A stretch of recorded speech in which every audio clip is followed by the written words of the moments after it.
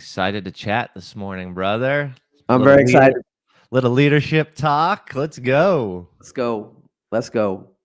Thanks for being here today, brother. I appreciate it. Of course. I know you're a busy guy. You were just telling me you've got a big Q4 leading into big Q4, impact effect. You've got some other retreats coming, man. Just rocking and rolling. I love it. Yeah, seeing the blessings of doing the work, man. Going in, right? Not out. So I love it. Cool. All right. Well, we're going to talk a little bit about leadership. Let me just switch that camera because that looks just a little bit better on Instagram. Well, welcome, Neal. Let's, for some people who might not know you, let's just learn a little bit about you. Tell us about kind of what you've been up to and what you're all about. And then we're going to jump into some leadership and then Impact Effect 24. Yeah, I'm excited to get to impact, so I'll just keep it brief. So I'm a wealth coach. I really help people move from net worth to self-worth, where they understand wealth is a matrix of impact, fulfillment, relationships, and revenue.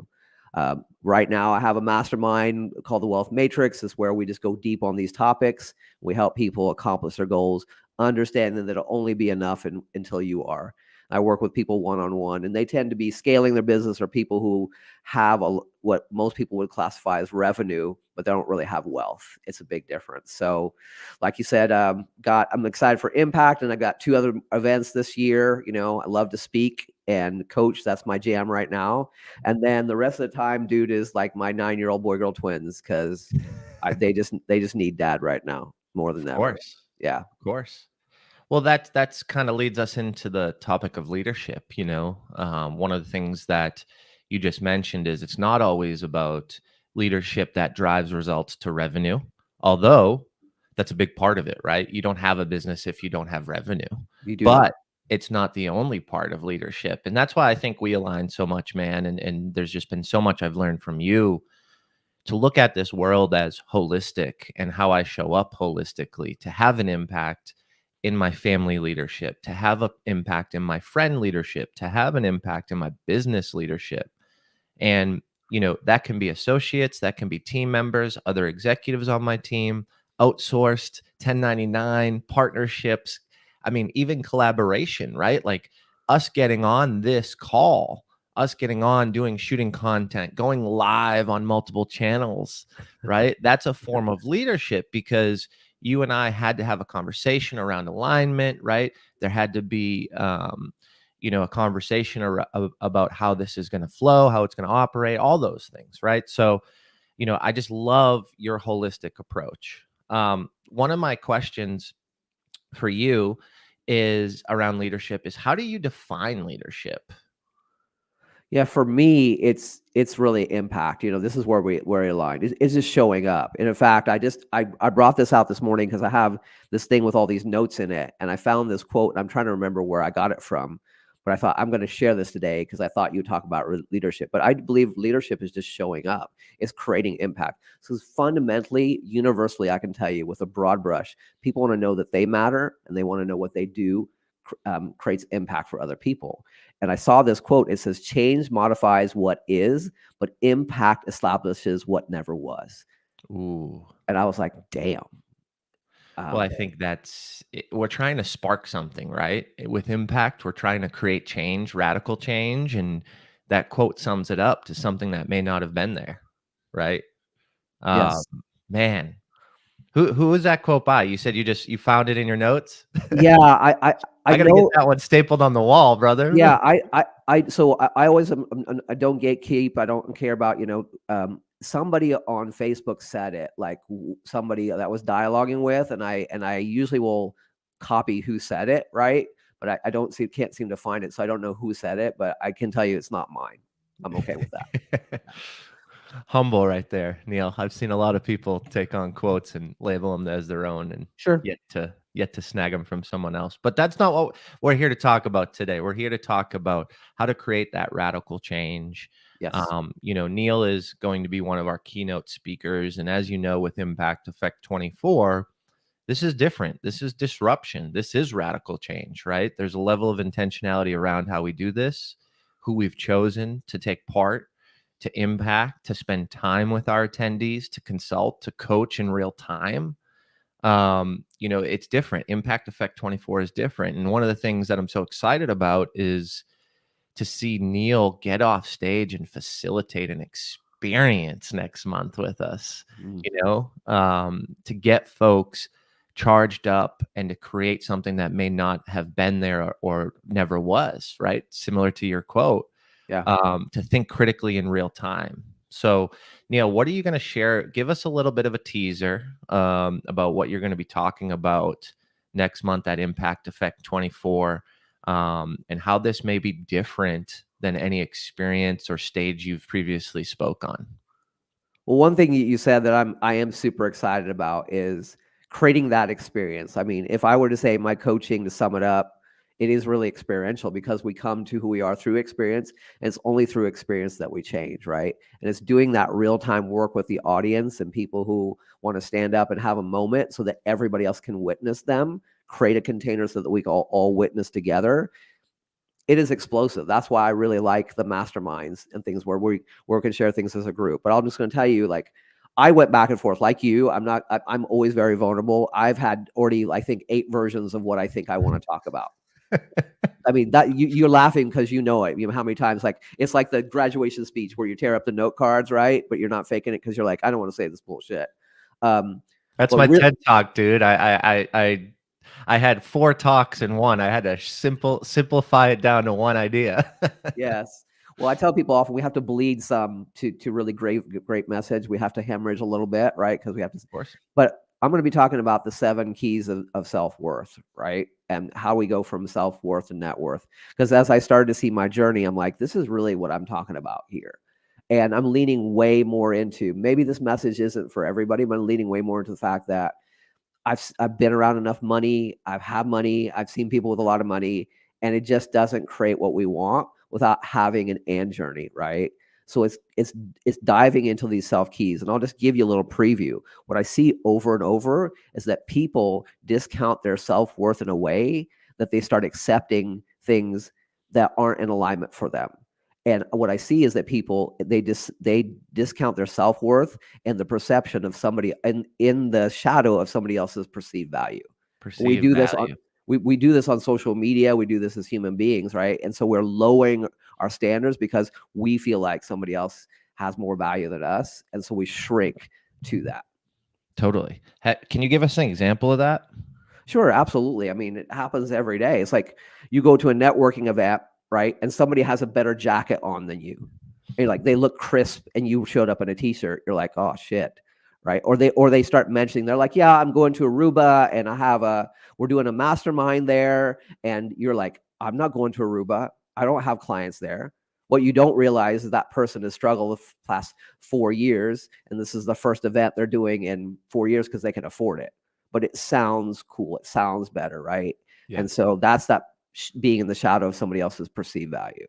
Interesting. I like that example. There's definitely been times where I've allowed that to happen, right? And I think the through line here, bringing it back to the leadership example, is like, are you being a good leader if you're allowing perceived outside opinion, value, situational analysis persuade you from following your dreams, from being the leader wish and wanted to be in life, right? And I've definitely had that happen where that perceived value has, construed my thinking, or like, I'm focused on this and I'm not focused on what the main goal was. And in most of those times and situations, those main goals are a win-win for the community, or a win-win for the others around me, right? So it is leadership, and it is a leadership decision, even if it's my business or my strategy, because that has impact, that has effect on everybody around me, right? And you and I can I know we agree on this, and we've been in some communication and sales classes. Shout out to Nicole Kramer, but like, one of the things is like, you have an impact. What you say matters, right? And back to Phil Jones taught me, he's like, it's either going to be a good perception or a negative. There's no neutral in life, right? So how do we have that net worth? How do we show up the right way in order to lead and be a strong leader with confidence and clarity. And I think that's what I'm most excited to learn and hear, and Yeah. to watch our attendees go through this critical thinking at Impact Effect 24. I'm excited, man. Yeah, me too. Me too. You're so right. And I think one of the things, just to give another little preview, is that net worth, self-worth creates net worth, but never in the reverse. And that's a really hard lesson that we all have to learn. And you can use self-worth to scale net worth. That's the whole premise, right? That's what I'm going to be teaching people, is like, we're not just talking about feeling good here. We're talking about how do we show up as leaders in our self-worth to inspire other people to create that in their own lives. The best leadership is so misconstrued because it's like, let me tell people what to do, and let me be the boss, and let me have direction. But it's mostly a mirroring process. How can you live your values and the whole bandwidth of your life in a way that both attracts and creates that in other people? You want to find the best team? You better show the fuck up. That's the you gave me goosebumps there, because what you're talking about is transparency and leadership, in my opinion, right? It's sharing the good and sharing the bad. It's being vulnerable. It's being honest. It's building the human connection through your leadership style, right? And like, what I've experienced in life is I've had those leaders, and I'm sure we've all experienced it. We've all had a good leadership experience. We've all probably had a negative leadership experience. Yes. And both of those have created impact, right? In some cases, we may have followed that leader and then realized that that was not how we wanted to show up. It wasn't part of our leadership style, right? And we either continue down that path or we make a change. We've also followed the leader that has just completely changed the trajectory of our being, right? And like, are grateful and thankful and have implemented those strategies and have done those things because it's been so positively impactful for us. You and I talked last year, and we had a discussion around the word disrupt, right? Yeah. And I believe you might have said that was going to be a word that you were really focusing on this year. And I remember our conversation. I was talking about like the change and impact and disruption. I believe that every good leader is a disruptor. Do you believe that as well? 1,000%. And I have lived that word this year. And what I like to do, what I talk about often, is creative disruption. It's small things. We always think about business and being leaders in business as doing like these gargantuan things, right? I'm having 100-person event, I close a 6-figure deal. But what about creative disruption? I'm doing this with one of my one-on-one clients right now. I'm like, I want you to start letting go of some of the friendships you have right now. They're holding you back. I want you to go to places where you're uncomfortable. Throw on a jacket and some kicks. And I know you're not there's a construction conference in your area. Go to that, right? Go to leadership breakfast. Sit down at a table. I did that one time. I got great networking out of that. It was a $10 million more table for people in a wealth agency here in town. But I knew one of the people there. I said, let me just go sit down. Yeah. And out of that, I have a relationship with a guy who is bringing a bank here, who's bringing 50 people here. We're having coffee, right? It's getting out of the habit of being you, to quote Joe Dispenza for a second, right? And doing something that's way outside your comfort zone. That is a form of disruption, but you'll never have new results if you just keep doing the same shit over and over. Totally. You're bringing me back to something I said the other day when I was speaking around marketing yourself for events. And, sometimes we get deflated. We go to an event that there's not a great connection, right? Like, that's real, right? It is. We go to an event where maybe the organizer said there'd be 50 people and there were 4, right? And we're deflated. And in most cases, we go, oh, this was a waste of time, or man, this sucks, or I'll never come back to this event, right? Or I'll never go to something that this person hosted again. And I get that, right? Because there's time, there's energy, there's effort, there's sacrifice. You're here instead of somewhere else. And in most cases, some of these events could be in the evening. So if you have kids, a spouse, Yeah. other, you play sports, right? You're making a sacrifice to attend some of these things. And as I was kind of talking through that, one of the things that came to my mind as you were talking about disruption is, well, how can you make a small disruption in your thought process if that happens, right? And how can you make a small disruption into your critical thinking or your strategic thinking of how you normally would show up in that situation? And as Yeah. I was telling this group of folks, I'm like, well, maybe there's a content opportunity. Maybe there's an opportunity to find a friend. Maybe there's an opportunity to find a babysitter for the next event, right? Like Yes. we've got to create this disruption in our pathways of thinking, in our normalcy of how we would anticipate and react and show up. And I think that has so much power from a leadership standpoint, because that disruption isn't, let me go create a new program or let me go throw in an event, right? That would be a massive disruption. You'd be crazy like the guy that's talking right now named Jim Morris, right? Like you go to an event and you decide to throw a 300-person conference next year because you were dissatisfied, right? But you don't have to do that. And that's kind of what I was talking about. Like good leadership is saying, hey, this thing's a bust. Let's recognize it, right? But now let's make a small disruption and become a better leader by saying, hey, how can I give back in this situation? How can I build a relationship? Maybe I came here to seek a new client. That's not going to happen. But I could find a new friend. I could find a new referral partner.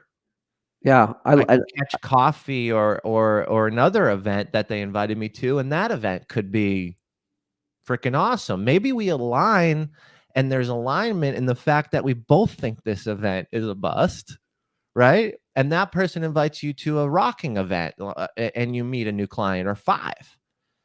That small disruption in your thought process, I think, is something that we can live through leadership holistically. And I appreciate you bringing it up because man, disruption doesn't need to be massive, to your point, Neal. It doesn't. I love this topic because I say a lot to people. It's like, stop trying to like find your values and what you're about on some mountaintop and discover it. Create it. Life is a creation process, and you get to be whoever you want to be. And if your values, people make their values so conditional. I'll love it. I'll love if. I'll trust if. I'll show up if. I'll do business when.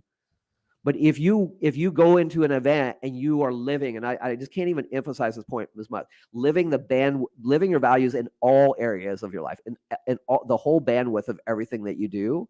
If you're going to a 3-person event, show up there like you're going to a 500-person event. If you're supposed to talk to 30 people in somebody's group, and only 4 people show up online, talk to them like there are 100 people there, right? Make that person in front of you the most important relationship you've ever had. Right? Instead of going, oh, I should talk to this person. I should talk to that person. Oh, I need to get out of here because this sucks. The miracles and the gifts that you can find when you lean into your values and live them in such a way that other people get drafted off of those, right? They're wafting after your fumes of what you're putting out. That holistically is more revenue in your pocket than thinking that some dude who's dressed up better than anybody else is your ticket. Yeah. Great way to put it. As you were saying that, I was thinking of 2 people. Keynote speaker from last year's conference, Tim Story, talked about miracles every day. Yes. Right? That was freaking powerful. And then Jessica Zwig, who's going to be one of our speakers this year at Impact Effect 24. Just the other night, I was at her book signing and she was talking about the power within to create. Like we can create all this, and when you were saying that, I'm like, we've got to have that clarity first, but we've also got to have that confidence that we can do it. And it comes back to what you were talking about and what you're going to be sharing at Impact Effect 24 is that level of self-worth, right? I mean, that's what it is I know that there's a lot of self-worth in here, and what I do will have an impact. It may need to take several iterations, may need to take some failures, right? But that's why we're on this earth, to create. And Yeah. I wholeheartedly believe that. Yes. And my personal journey has, over the last year, I've just created and created and created. And it's been this, I mean, you know where my head Yep. was last year Yep. and where I am today, right? We're friends. We talk often. Yes. Yes. It's all been perfect. Yeah. From one event to another, Jim Morris is just like, it's been a straight line up for Jim. Can't even say that shit with a straight face. Well, that's the biggest bullshit on the internet, and we've got to call it out, man, right? Dude, It's just not real, you know? 100%. And I think 100%. it's okay to fail, and it's okay, and I'm getting better at that. It's definitely a struggle. It's definitely, some of my saboteurs popping up and being an overachiever, but, like, the reality of it is it's okay. And you don't, and maybe you've experienced this, Neil, when you fail, you almost think that, like, it's over. You almost think that as a leader, people are going to run away. People are going to, oh, this person failed, this person made a mistake, and now I'm not going to be a great leader. I'm not going to be the person that I've stood strong and I've hit home run after home run, right? Knocked it out of the park, and now I'm not. Now everybody's going to leave me. This whole thing's going to crumble. And I think it comes down to the human connection piece, right? One of our themes, lead with human connection, at Impact Effect 24, where it's like, well, if you have a relationship, you can share that and you feel known, felt, heard, and seen in that moment. But your associate, whether that's a peer, whether that's someone below you, whether that's someone above you in your leadership role, when you share those things, when you have that deep connection, I believe that the reciprocation to what you're receiving is support and help. The reciprocation to what you sharing with that person, they feel heard and seen and important. And there's this beautiful level of belonging, right? Because you're asking for help and receiving it from, if you're the one that failed or made the mistake as a leader. And that's The what we don't. That's associate, the Go ahead. peer, they're winning too, because they feel, wow, this person's sharing this with me, right? They're sharing this vulnerable moment. And there's times where I've shared something and that person shouldn't have been on the team and there wasn't a deep connection and they Yeah. were a jerk, right? And that's going to happen too. But what I realized was, man, this person isn't on the team really. They're physically here, right? But they're not on the team for the level of success and to do the hard things that we've all signed up for, we've all navigated and conversed about previously.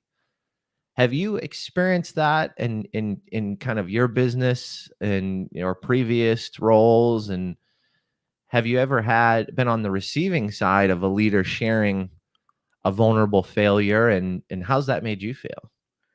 Very much more connected to them. I mean, I think the thing you have to realize is that when we share our failures or vulnerabilities and then we feel judged, we're not really feeling judged. What we're feeling is that person's inability to sit with that uncomfortable feeling. What we're feeling is that person's inability to sit with their own failures, right? And then we get that reflection outward. Well, what's going on with you? What's going on with your business? We get that kind of brow down, like, well, maybe you need a book, maybe you need help.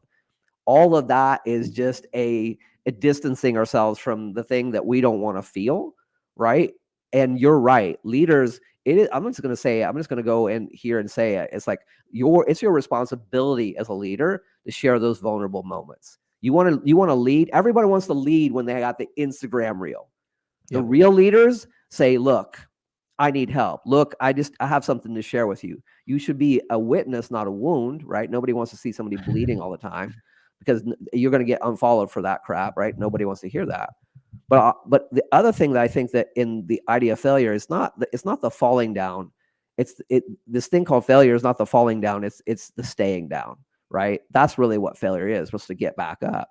But the idea of failure is that the linear hustle lie that we've been told is really like, you have some place that you're really working and you have some place that you fall away, and the muscle you're trying to develop is being able to get back to that place. So I tell people, I'm a weird dude. I tell people, I want you to lose your way. because the more time you lose it, the more muscle you'll develop and more breadcrumbs you'll have to figure out how to get back. Lose your way. Let's go. Let's go. I like it. I like it. Have you ever been in a situation where you've lost your way and you didn't have someone to help you navigate it? So much, so much. And what I would say is that if I'm being completely honest with myself here, it's never been that I didn't have people or opportunities. It was just that I wasn't willing to take advantage of the opportunities around me, or I didn't fully take advantage, or I didn't reach out, when things are hard. And my life gets so much harder the more that I isolate myself. I'm like, fuck, this is not working. People aren't responding to my posts. I think I'm talking about the right thing. And then I feel bad. And what do? I talk to less people. I reach out to less people. I start turtling. And then I'm feeling like, well, nobody's helping me. Well, Neal, who are you asking? Nobody. Because I don't want to tell people, because I'm too proud, apparently, to let somebody know that, hey, things aren't working for me at this moment. I mean, I can attest to that in my own life. I've done that way too many times, and then it's a beautiful thing when you make the call or you share the moment, because then someone feels it, and if there is a deep connection, they want to help, and they make an immediate impact. Like, I can't think of a better word, because you're changing the trajectory of where I was going based on that conversation, based on me just sharing it. And I've even had in some cases, and I'm sure you have, is there isn't a solution sometimes. Sometimes we don't want the solution. Sometimes we just want to get it off our chest, right? Sometimes we just need a positive moment of inspiration, like, hey man, you got this. Like, I feel you, I heard you. Yeah. But I just want to let you know, like, if there's anybody in the world that can do what you're trying to do, it's you and only you. That I've said that to a friend before, and it was like, thanks, dude. Click. Right. And then I'm like, call him back. He's like, dude, I'm too busy. I'm building this thing, man. That's all I needed to hear. Thank you. Yeah. Like he's like, that's all I needed. Two words you can say when somebody gives you that thing. Just say, me too. Me too, man. Yep. That's what you all need. People don't need fixing. It's like when you go to a restaurant. I used to work in restaurants for a period of time, and your food is bad. People don't want a free meal, Jim. They just want to know that you get that it sucks for a moment and that you're with them. That alone, you don't need to refund money. You don't even sometimes need to bring out new food. Be like, hey, I get it. I mean, that's me most of the time. Like, if I'm at a restaurant, that 100% is me. I just want to let you know that that burger was overcooked and the cheese tasted like charcoal. Like, right? So, and I'm honestly doing it so you go tell the chef and he doesn't keep making shitty cheeseburgers, right? Like, at that point, I'm usually probably moving on to the next thing. It's not really about getting another burger. It's not really about, like, maybe I eat the fries and move on, right? It's kind of how I roll. I don't really like to make a stink, but I want to let you know so it doesn't continue to happen. And I think in those cases, you've had the person, let me just go get you a new meal, and you're like, you didn't even hear what I said, No. right? But And or the person that's like, yep, got it, and you're like, dude, I just said that I haven't eaten all day. Like, I do actually need a meal right now, because there's those situations too. yeah. Well, brother, I got to jump off here in a minute. I do want to say for people listening right now, it's like, I've known Jim Morris, maybe not for the longest time, but we've been really close, and I've seen every evolution. He brought me into some of the planning and the opportunities on the first event. I've seen him stay up nights and do these things. I've seen the ups and downs, and this is the sleeper event in Nashville this year. If you're not here, I mean, I'm telling you, you're going to miss out on something special. And just because we don't have 100K speakers doesn't mean this isn't going to be a rocking event. I'm just going to challenge everybody to say this is going to probably be a better event because we don't have a bunch of show up and blow up this year, because these speakers freaking care. They care, and we're united as a team. And most speaking events, people aren't united as a team. They just come in, do their stuff, and then they leave. So come out and visit us, please. Thanks, man. I appreciate that. And I appreciate you recognizing the difference. It's the speakers and facilitators are going to make a bigger impact on the attendees than the big names and some of the people that we've had in the past. And that's just the truth. So I'm excited, man. I'm excited to have you. So, I yeah. appreciate you. I hope you have a wonderful day, Neal. Thanks for jumping on and chatting leadership today. And we'll see you next month at Impact Effect 24. If anybody's looking to join us, feel free to shoot me a note, a message. We'll get you hooked up. You can also check out impacteffect24.com. We'll see you there. All right, brother. Thank you. Take care. Later.